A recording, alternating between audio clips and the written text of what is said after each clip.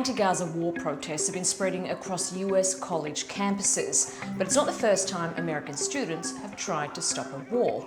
In the 1960s and 70s, they helped end one. Let's look at some history.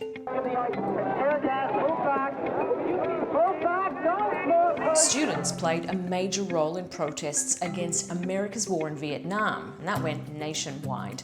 Many were against the war in principle and against the draft that was taking up to 40,000 men into the army every month. At New York's Columbia University, where today's Gaza protest camps began, sit-in protesters in 1968 demanded the college cut ties with a defense institute linked to the Vietnam War.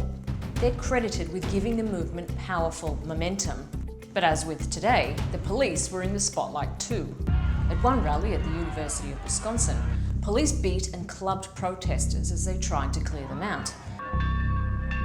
And when the US expanded the war in Vietnam and invaded Cambodia, the Ohio National Guard opened fire on unarmed student protesters at Kent State, killing 4 and wounding 9. But college students have a history at the centre of other movements for change, like the international fight to dismantle apartheid in South Africa, or the civil rights campaign in the US, and even the Occupy Wall Street movement and its much maligned and memed police crackdown. But back to those Vietnam protests.